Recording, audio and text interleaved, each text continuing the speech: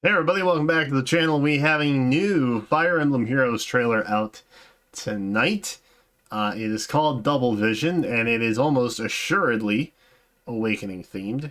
If you were at the stream last night, I did say that I thought my banner prediction was essentially a duo-double Robin situation with, I think, male Robin in the front.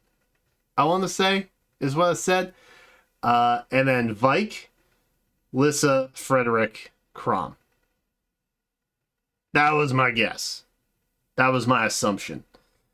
Frederick was probably going to be the Tempest Trial. Vike was probably the 4-star. And then the duo situation was kind of similar to what they did with Winter Byleth. Right. That was my thought. I don't know if that's true, but I do know I'm safe. Because Kids Banner is like, you know, probably my least hype. They're pretty meta for like a hot minute, and then they kind of fall off. Because like Fallen Heroes happen like a month after. I don't know. I just don't like sending kids to war. Call me old-fashioned. But anyway, let's see what we're at. And let's see what we got here.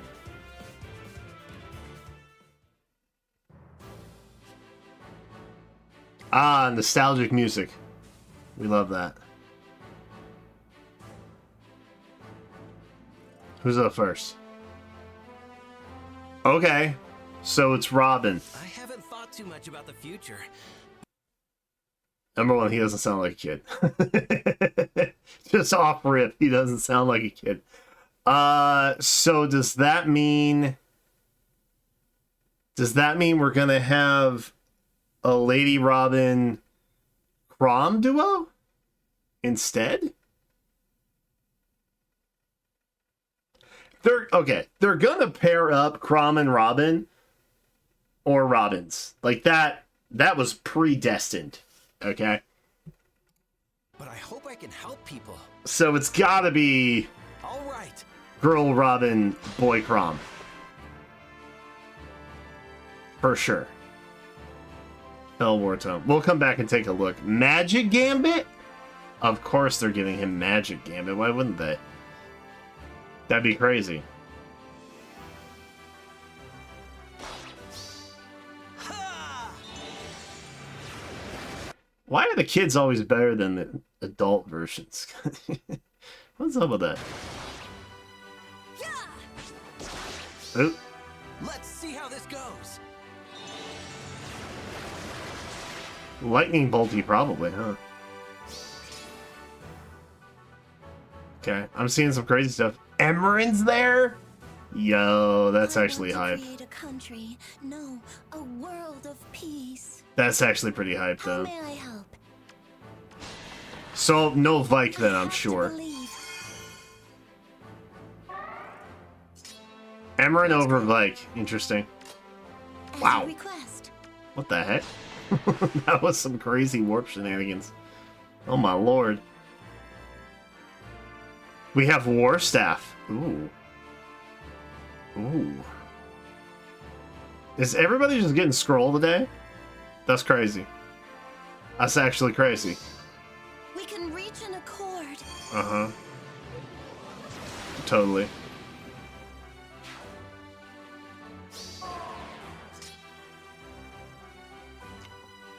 There's Lissa. Littlest princess. Oh, that's adorable. Crom, he's really good at She has an axe. with his sword. That's exciting. New War Axe. Okay. Alright, everybody chill. Everybody chill. Oh wait, so she's the 4-star? You need a time out. Oh. Okay, there it is. We work well together. Yeah, Robinson Incredibly front. so. Okay. We'll do our He's best. got little short pants on. That's cute. That's Lead cute. to us. You've got this. Wow, that is a long weapon description.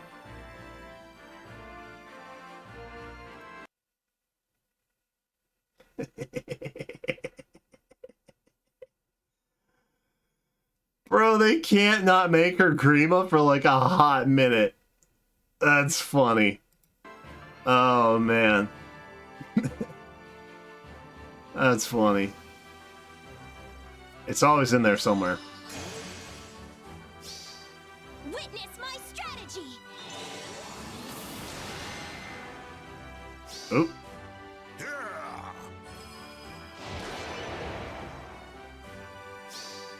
Stronger by the day.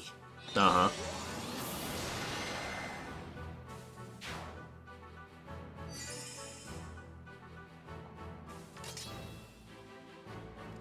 They look pretty gnarly.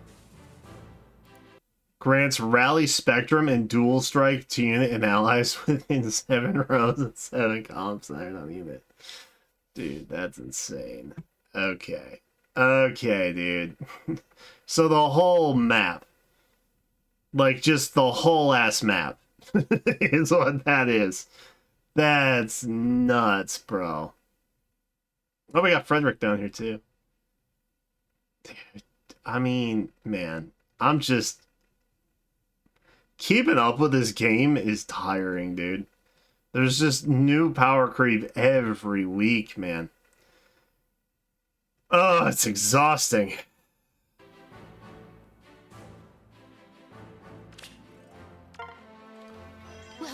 I think Freddy's got a preferred, which is nice. I think. Leave it to us. It looks like a preferred. You've got this. It's got the gem in it. So I think it's a war axe of some kind. It's time. All right.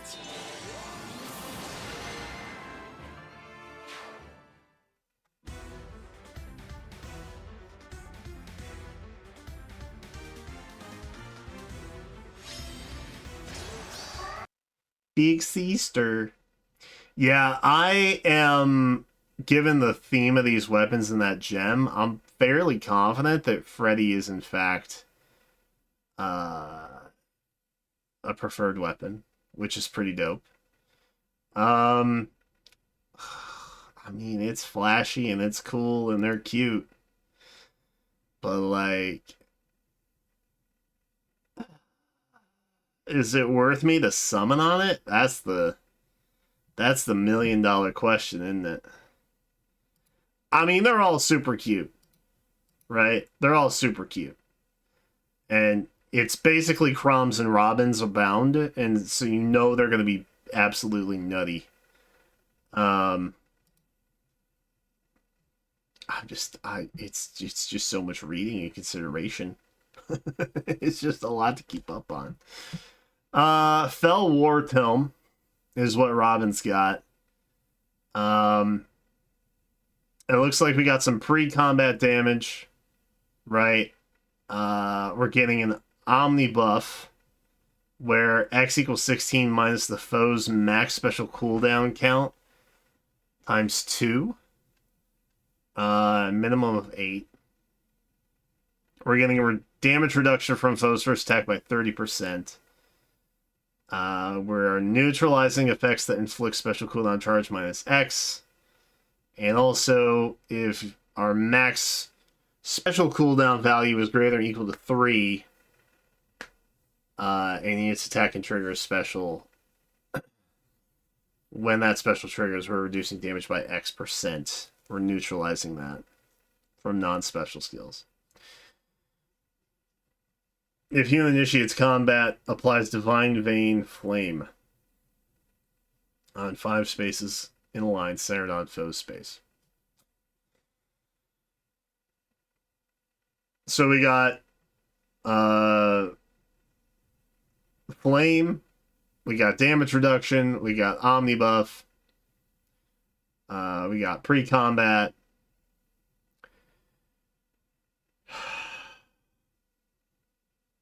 Lot. We have, I guess, piercing too is built in there. Yeah, that's a lot, man. A lot of stuff in a preferred tome, dude. That ain't all though. We have the new Gambit 4, which is now the magic variant.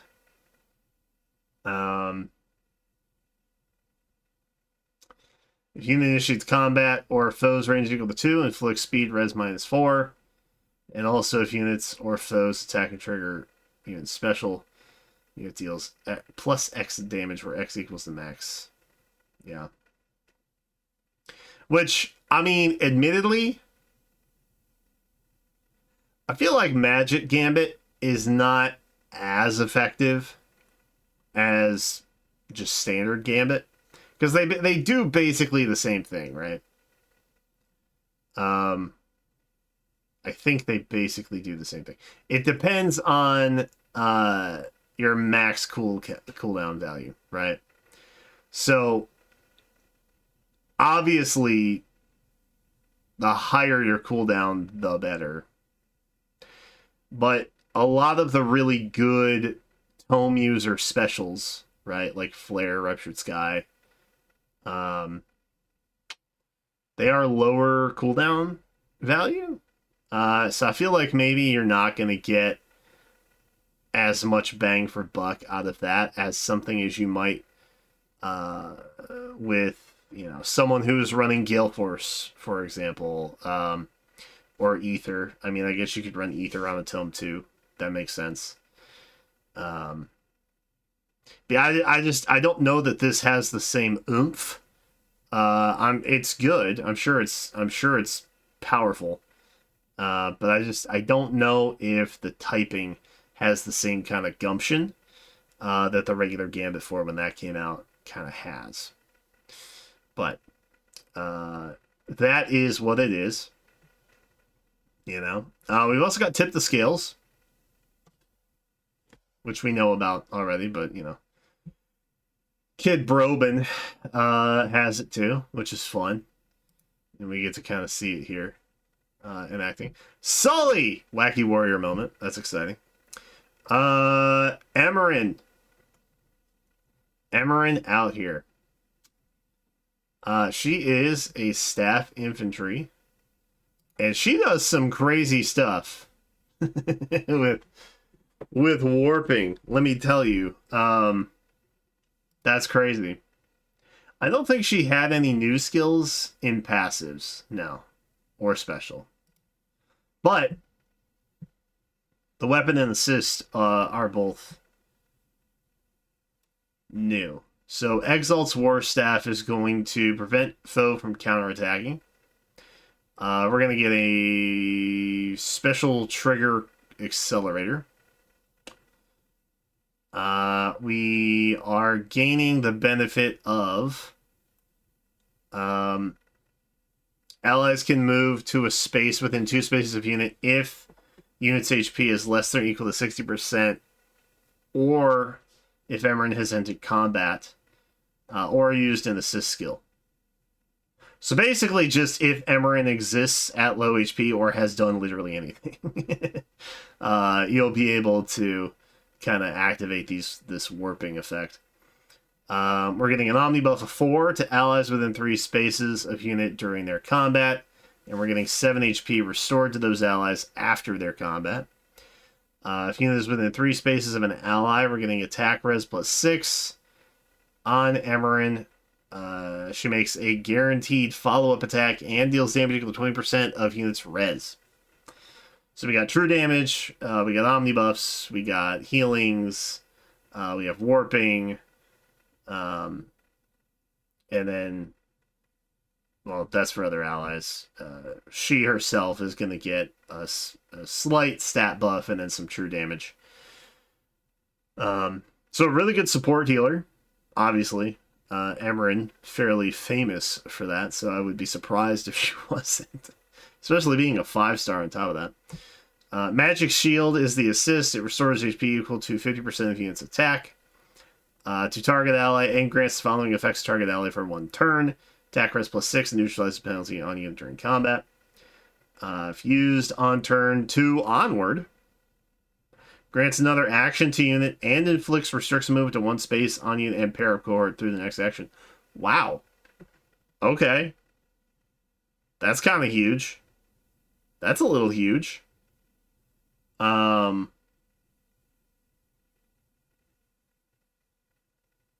Yeah, that's kind of huge. I will say they made Emran pretty solid. She's very unique.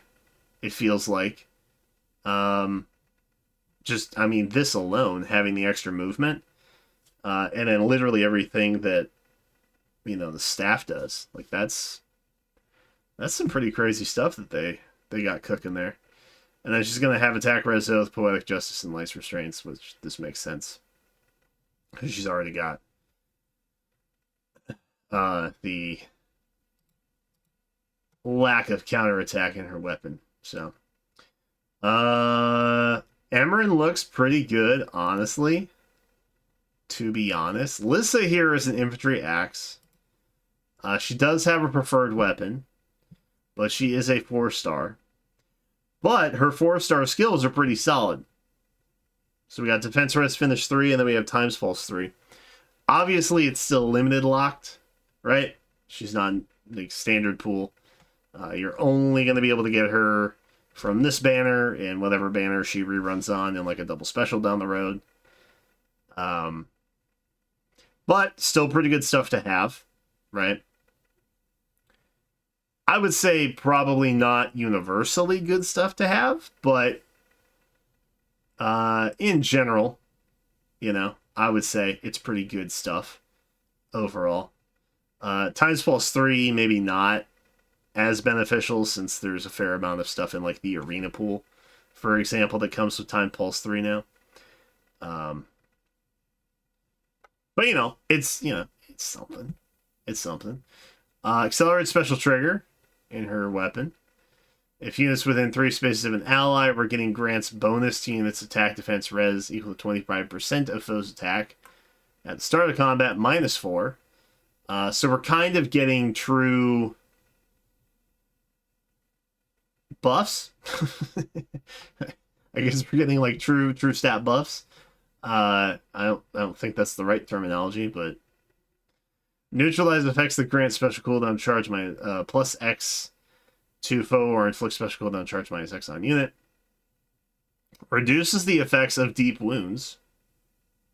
Interesting. On unit by 50% and reduces damage from foes follow-up attack by 80% during combat. That's a big chunk. And also, if unit's HP is greater than or equal to 70%, deals damage equal to X% of unit's defense. When unit's attack triggers unit's special.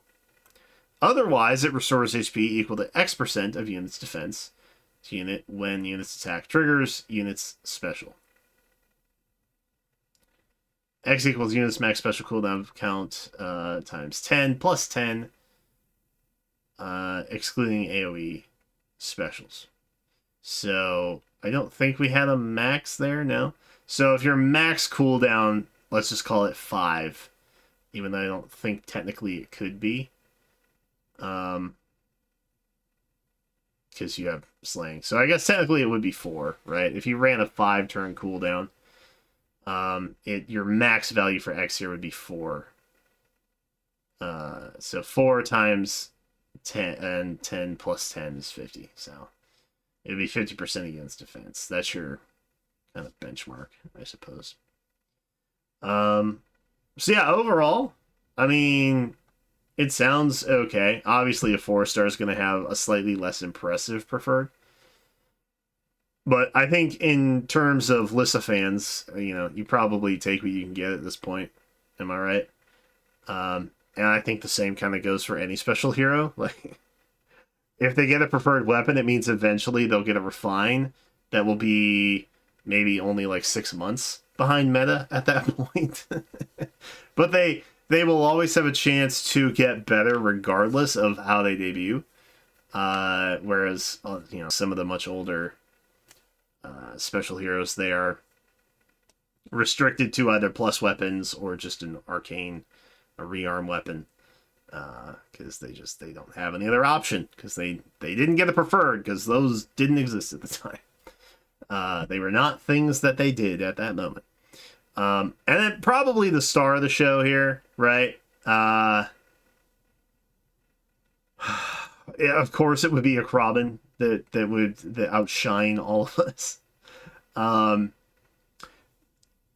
Pretty stacked. I mean, you have a full spread of passives. You have Flare as the special. You have Reposition, which I feel like is maybe a call out to Crom. Just a much weaker version of what his preferred assists are. And then you have Weapon. But if you're keeping score, that is a full base kit. You don't have to inherit anything. So we are premium. And frankly, I think it should always be that way for any like limited 5-star. Just my humble opinion. This stuff where like they'll come without an assist skill, like just put swap on them or something. Like, come on. Give them at least something, man. They're a premium 5-star. Let's call this what it is. So yeah, Draconic Pax is our weapon. We have Slaying in the weapon.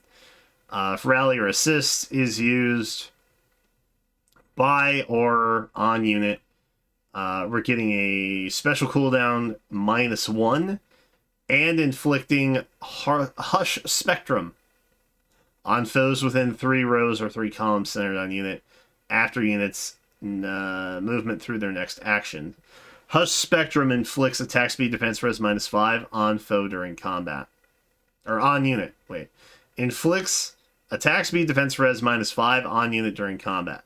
So we're debuffing ourselves, but I'm fairly confident that's a good thing. I feel like something's going to happen. If units attack and trigger units special and inflict special cooldown count +1 on unit before unit's first attack during combat cannot exceed. If unit's maximum count is reduced, foes can trigger special, grant special cooldown count -1 to foe before unit's first attack count. Okay, so we know what Hush Spectrum does. If a rally or assist skill is used by unit or targets unit after unit has already performed an action, grants another action to unit. There it is. Okay. It's not technically a Crom unit, so that's why this is just repositioned, but by golly, they put it in the weapon anyway. If unit initiates combat orders within 2 spaces of an ally, inflicts Omni debuff of X on foe, where X equals 16 minus foe's maximum special cooldown count times 2, minimum 8. If foe is not equipped with a special, don't know why that would be the case, but alright. X equals 8. Reduces damage from foe's first attack by 30%. And neutralize effects that inflict special cooldown charge -X on you during combat. There you go. So let's see. That was a lot to digest, right? But we're getting additional movement after using an assist or rally. We are inflicting Hush Spectrum on foe, right? So that debuff down here and all of this. We have Slaying. A lot of things in here. They're just good. Things that you would probably associate with Robin and Crom at this point, let's be real. We have Flare. We have Infantry Null Follow. We 4. We know what that does. Attack Speed Link 4. If a movement assist skill is used, grants attack speed +X or +6 and Canto 1 to unit and target or unit and targeting ally for 1 turn. We are inflicting speed -4 and defense force -2 on foe, and unit deals +X damage during combat. Excluding AoEs. Okay. And then we have Fell Worm Scale, because of course we do. At start of combat, if unit speed greater than equals 25%, grants Omnibuff +8 to unit, neutralizes foes' bonuses from skills like Fortify, Rally, etc. And unit deals damage equal to 15% of unit's attack during combat. And also, when special triggers, neutralizes foes' reduced damage by X from non-special skills. So we have Piercing built in. We have True Damage based on unit's attack. We're getting an Omnibuff. We're neutralizing foes' bonuses. At start of combat, if unit's HP is gaining 25%, restores 7 HP after combat. There you go. And we're also getting, health back. And obviously, like, the dual skill itself is nuts. That itself is nuts. That is kind of a win button. I'm gonna be honest, because like 7 rows by 7 columns, man. I mean, dude, let's call this what it is, right? So this is 1, 2, 3. This is 1, 2, right? This is 1, 2, 3, 4. This is 1, 2. So like it's the whole map, really. I mean, when it boils down, it's obviously the whole map, really. But that's really good to have on your team, for sure. I love Freddy down here too. Yeah, I don't know, man. I feel like it's got a lot of good stuff. Just in general, I feel like the primary draw here is for sure the preferred weapons for the most part. If you're an Awakening fan, I would pull. That's my recommendation. I can't, in good conscience, be like, yeah, you guys need this now. You know what I mean? Because in a month, they're going to have other better stuff, probably. And it, maybe not better, but just equally good in a different way, I guess is maybe a way to phrase it. Because I've kind of made my peace with the way the game it's gotten bad. The level of adjustment that it goes through on a very short-term basis, it's gotten exceptionally worse over the years. So it's kind of just you're living in a new meta every couple weeks at this point. And so that's why my number one advice to any player, even if you're like a meta hardcore sweat, which I don't know how you do that in current state, because it just there seems like so much to keep up on. But really, just pull for your favorites, and just play the game as best you can. That's honestly how I feel. And so obviously, if you are a Crom or a Robin fan, or a Alyssa fan even, or an Elise, I think you're winning. I think you're winning, and I congratulate you. As for me, keep it a buck. I'm undecided if I'm going to roll on this or not. But I'll let you know. I usually try and do the summons live. So be sure to check out the live streams. Let me know your thoughts on the banner in the comments. And that's it for now. Thanks for watching. I hope you found it enjoyable and or insightful. And I will see you in the next one.